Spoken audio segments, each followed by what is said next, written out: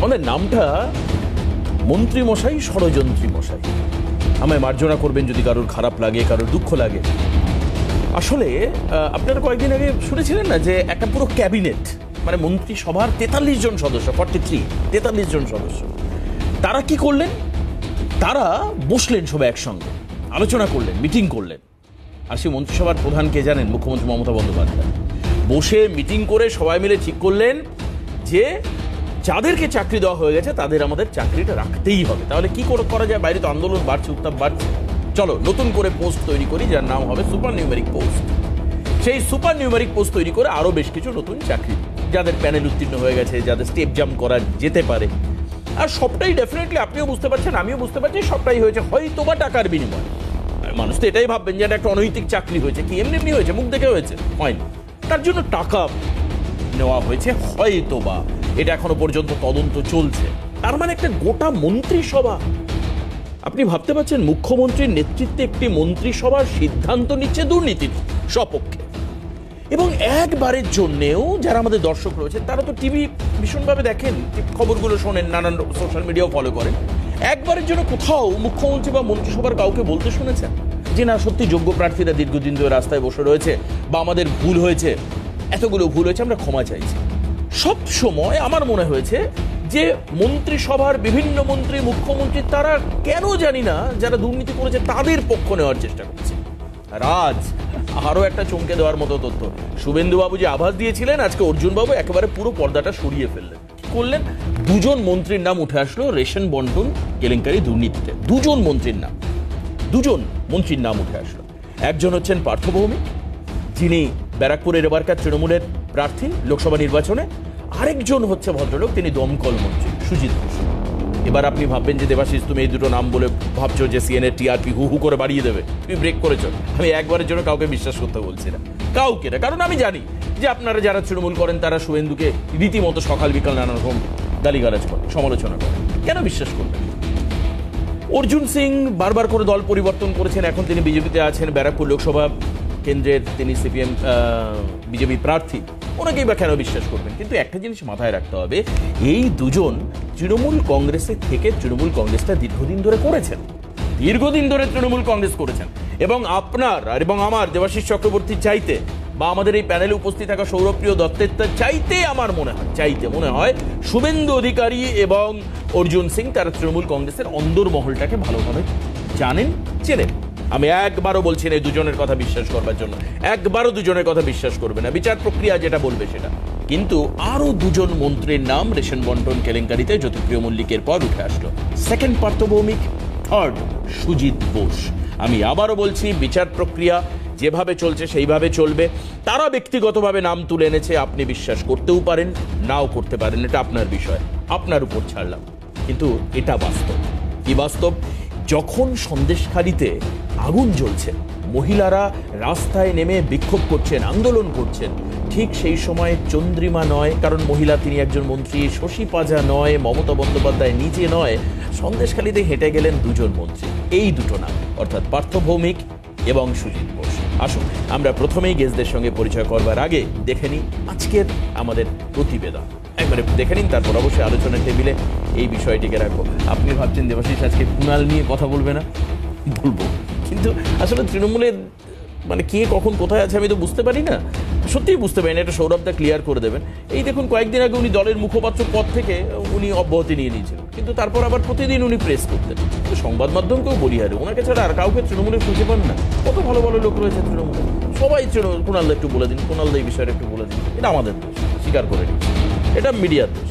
সবসময় কুণালদার পেছনে গিয়ে কুণালদা আপনি বলুন, কেন আর কেউ নেই তৃণমূলের বলার মতো? আরে অফিসিয়াল পদ থেকে যে সরে এসছে সে কি করে কমেন্ট করতে পারে নিয়োগ দুর্নীতি সম্পর্কে, দলের অবস্থান জানাতে পারে? কি করে সে দেব আর মিঠুন সম্পর্কে কমেন্ট করতে পারে? অফিসিয়ালি বলছেন তো, নাকি এটা অফিসিয়াল নয়? দলও তার বিরুদ্ধে কোনো ব্যবস্থা নিচ্ছে না। মানে ডামাডোল, একদম পুরো ডামাডোল। আসুন আমাদের প্রতিবেদন একটি দেখি যে এই জায়গাটা আমার মনে সত্যি সন্দেহ ছিল যে হঠাৎ করে সন্দেশখালির উত্তাপকে কমানোর জন্য দল দুজনকে পাঠালো। মমতা বন্দ্যোপাধ্যায় এটা এন্ডোর্স করেছেন ডেফিনেটলি। এক হচ্ছে পার্থ ভৌমিক, দুই হচ্ছে সুজিত বোস। আসুন আমাদের প্রতিবেদন দেখুন। দাদা আমি তো ওই দলটা করেছি না, আমি তো জানি কোন মাছ কোন পুকুরের মাছ আছে, আমি তো সবই জানি।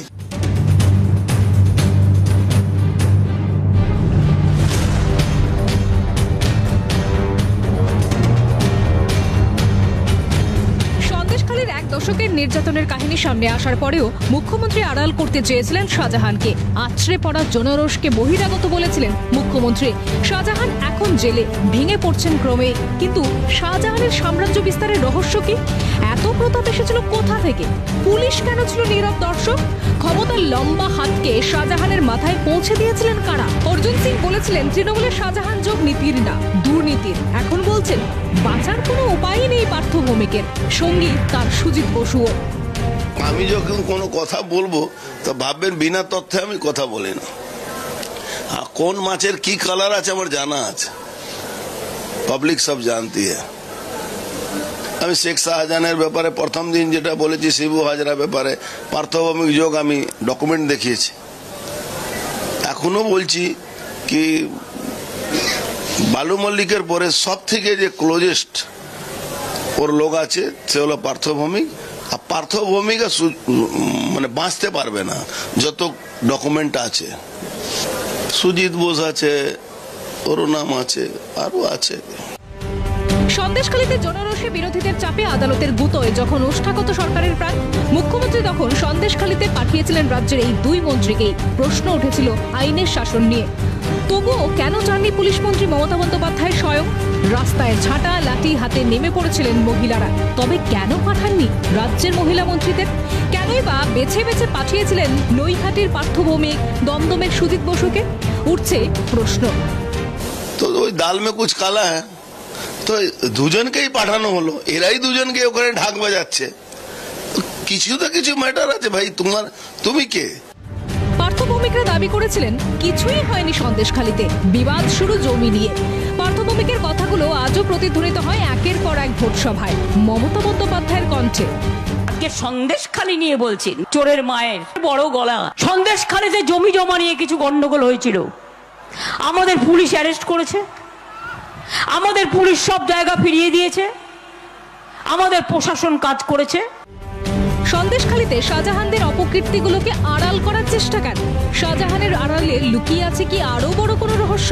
তাই কি শাহজাহানকে সিবিআইয়ের হাত থেকে বাঁচাতে সরকারি কোষাগারের টাকা উড়িয়ে সুপ্রিম কোর্টে যাওয়া? সন্দেশখালী কাণ্ডে সিবিআই তদন্ত রুখতে শীর্ষ আদালতে যাওয়াও কি চাপা থাকা রহস্যগুলো আড়াল রাখতেই? উঠছে প্রশ্ন। সেই সব প্রশ্নে শান দিচ্ছে তৃণমূল শাসনে ওঠা ও দুর্নীতির অভিযোগগুলি।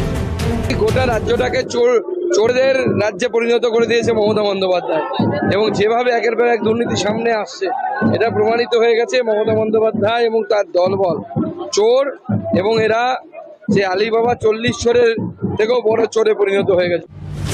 লক্ষ্যের ভান্ডারকে হাতিয়ার করে ভোটে জিততে চাওয়া দিদি, হাতা খুন্তি শিলনোড়া নিয়ে কেন্দ্রীয় বাহিনীকে রুখে দিতে মা বোনেদের উস্কে দেওয়া দিদি কেন মানছেন না সন্দেশখালী লক্ষ্মী মা বোনেদের সম্ভ্রমহানির কথা?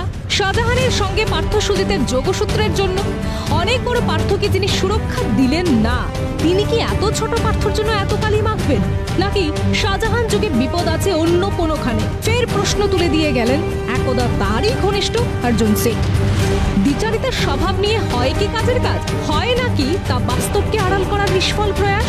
মানবেন কি মুখ্যমন্ত্রী? ক্যালকাটা নিউজ।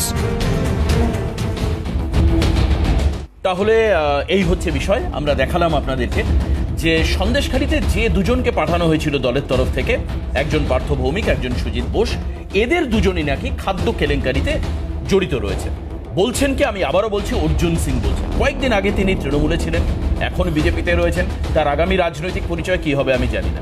আরেকজন ইঙ্গিত দিচ্ছেন শুভেন্দু অধিকারী। আমি দ্রুত একবার ইন্ট্রোডিউস করার আগে আমি শুধু তাকে রিকোয়েস্ট করবো, শুভেন্দু অধিকারী কয়েকদিন আগে প্রথম এই দুটো নামকে সামনে এনেছিলেন, অর্থাৎ এই পার্থ ভৌমিক এবং হ্যাঁ সরাসরি নাম না করে 29/4 অর্থাৎ এপ্রিলের 29 তারিখে কি বলেছিলেন শুভেন্দু অধিকারী, শুনুন। আরেকটা লম্বা মন্ত্রী বসিয়ে থাকে বলছে, আমি নাম বলছি, আরেকটা ব্যারাকপুরে দাঁড়িয়েছি, সবাই জানে, সবাই জানে, শুধু অপেক্ষা করবো। পার্থভূমিকার কে দলে একজন সুজিত বসু, আপনারা বুঝে নেন, সমঝদার কাছে ইশারে করে।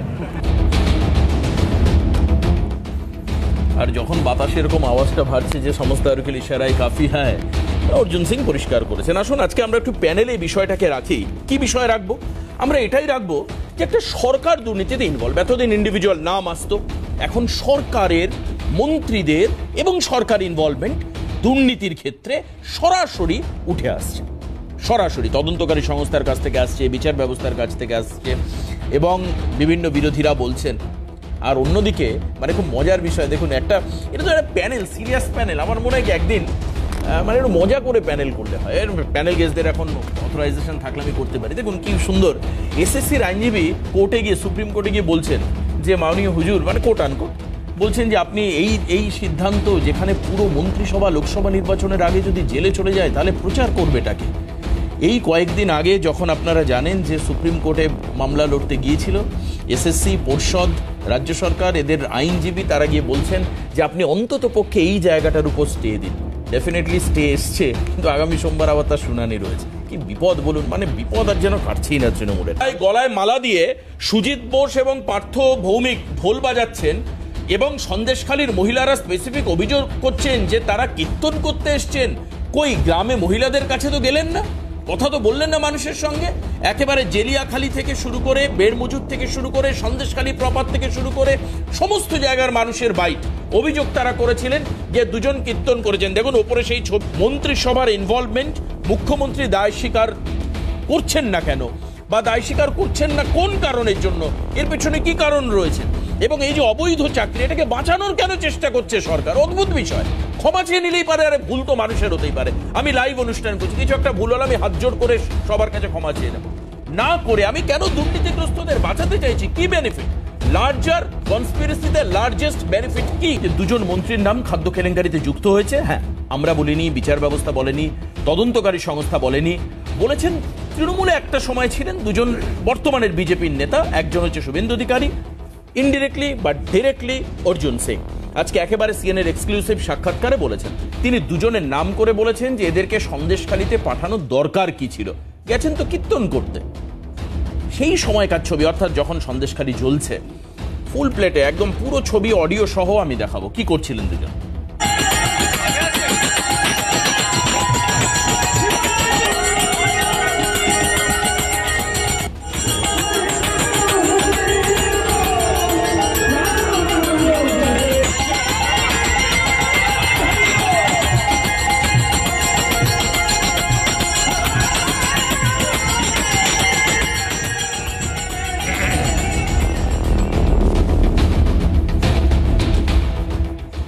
বাংলার মানুষ এই ছবি, মানে আমি শুধু ভাবি যে বাংলার মানুষকে কত কিছু হজম করে নিতে হয়।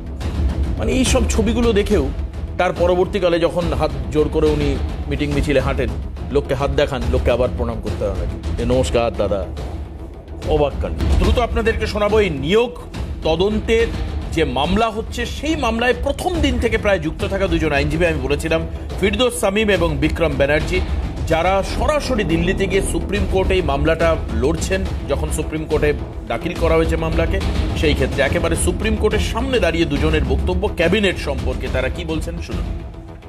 নিউমেরিক পোস্ট ক্রিয়েশনের যদি ক্যাবিনেট মেমোরেন্ডাম দেখেন তাহলে দেখবেন দুটো গুরুত্বপূর্ণ বিষয় আছে। এক, after expiry of the panel এই ক্যাবিনেট মেমোরেন্ডামে সুপারনিউমেরিক পোস্ট ক্রিয়েশন হয়েছে এবং সেখানে ইলিগালিটিস হয়েছে, সেটা কগনিজেন্স নিয়ে এই ক্যাবিনেট তার বিরুদ্ধে কোনো ব্যবস্থা গ্রহণ করেনি। আজকে রাজ্যের পক্ষ থেকে বলা হয়েছে যে নির্দেশ মহামান্য বিচারপতিদ্বয় দিয়েছেন, সেই নির্দেশের ফলে পুরো ক্যাবিনেট জেলে চলে যেতে পারে। ফলে আমাদেরকে বাঁচান, এই সময় ইলেকশন চলছে, যাতে আমরা স্টেট এসএলপি প্রেফার করেছি, আমাদের অন্য কোনো বক্তব্য নেই, আমাদের মূল বক্তব্য হচ্ছে ওটাই। অর্থাৎ রাজ্যের পক্ষ থেকে কে যোগ্য কে অযোগ্য এই সময় কোনো বক্তব্যই নেই। রাজ্যের পক্ষ থেকে একটাই বক্তব্য যে ক্যাবিনেটকে বাঁচাতে হবে। আমি এটুকু বুঝতে পেরেছি যে ক্যাবিনেট ডিসিশন যেটা হয়েছে সেটা অবৈধ, এবং এই ডিসিশন একেবারেই কোনো সংবিধানের শপথ নেওয়া ক্যাবিনেট এই ডিসিশন নিতে পারে, এটা মানে স্বপ্নাতীত। কিন্তু এই এবং রাজ্য সরকারের যারা প্রধান আছেন, তারা যদি এই শিক্ষা দুর্নীতির সাথে যুক্ত না হতেন, তাহলে তারা সবার আগে তদন্ত করে যারা দোষী তাদেরকে জেলে দিন, এবং এই ধরনের দুর্নীতিই হতো না। তারা বড় বড় মাথা পেছনে না থাকলে কোনোদিন এত বড় লার্জ স্কেল স্ক্যাম হয়। সুকান্ত মজুমদার কি বলেছেন এই তৃণমূলের মন্ত্রিসভা এবং তৃণমূল সম্পর্কে দ্রুত একবার শুনিয়ে নি, আসুন। না, এটা সম্ভব কোনো? তাহলে তো সোনার পাথর বাটি হবে, কাঁঠালের আম সত্য হবে। তৃণমূল থাকলে দুর্নীতি হবে। যেরকম জলের ধর্ম উঁচু থেকে নিচুতে আসা, তৃণমূলের ধর্ম চুরি করা। চোরেদের দল, তো দলটাই তো চোর, দলের মালিকও চোর, মালকিনও চোর, সবাই চোর। আচ্ছা, এবার আরেকটি বিষয় আপনাদেরকে ইন্ট্রোডিউস না করিয়ে দিয়ে পাচ্ছি না, ঘড়ির কাঁটা বলছে প্রায় 9:45 ছুঁয়ে গেছে। আজকে কুণাল ঘোষ তত্ত্ব। কুণাল ঘোষ হঠাৎ করেই একটি, আমি একবার দেখাতে বলবো টিভি স্ক্রিনে, ডেরেক ওব্রায়েন রাজ্যসভার সাংসদ, তার মানে তৃণমূলের দলীয় লেটার প্যাডে লেখা, ওনার সই করা একটা চিঠি আসলো সামনে, যাতে দেখা যাচ্ছে কুণাল ঘোষকে, আমি আর বাইরে লাইন পড়ছি না, কুণাল ঘোষকে জেনারেল সেক্রেটারির যে পদ ছিল ওনার, সেখান থেকে এক্সপেল করা হয়েছে, সরিয়ে দেওয়া হয়েছে। দেখুন, অল ইন্ডিয়া তৃণমূল কংগ্রেসের লেটার হেড, আর সেখানেই লেখা 1 মে, অর্থাৎ আজকের তারিখ 2024 সাল। কুণাল ঘোষকে সরিয়ে দেওয়া হয়েছে। কেন? কারণ কুণাল ঘোষ সকালবেলায় রক্তদান শিবিরে গিয়ে তৃণমূল থেকে বেরিয়ে আসা বিজেপির এবারকার উত্তর কলকাতার প্রার্থী তাপস রায়ের সম্পর্কে 4টে লাইন ব্যবহার করেছেন। দেখুন, এই সেই রক্তদানের উৎসবের ছবি, যেখানে তাপসের পাশে কুণাল ঘোষ। মানে ছবিটা অত্যন্ত অপ্রত্যাশিত হলেও সৌজন্যের রাজনীতিতে অবশ্যই সম্ভব। আপনাদেরকে বলেছিলাম যে তরুণ তুর্কির দিশা মেনে তৃণমূল কংগ্রেস চলছে। অবশ্যই তাদের বুকে রয়েছেন মমতা বন্দ্যোপাধ্যায়, দিশাতে অভিষেক। সেই অভিষেক বন্দ্যোপাধ্যায় 25 এপ্রিল, মানে আজ থেকে মাত্র 4 দিন আগে বলেছেন কলকাতা হাইকোর্ট যুক্তির নিরিখে তুলে দেওয়া উচিত। কি বলেছেন?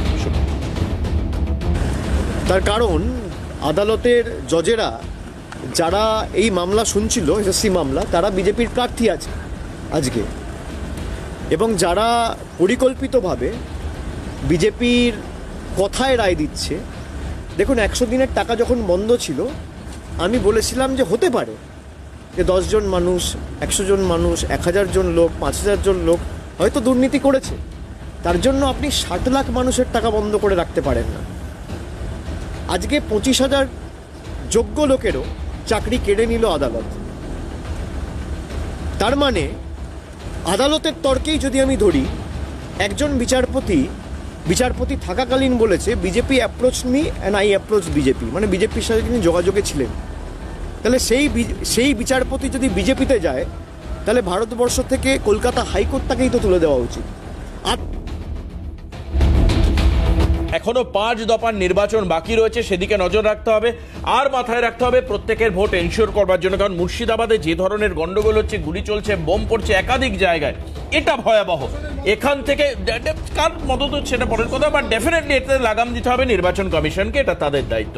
আজকে এই পর্যন্তই, হাল্লা বল শেষ করছি।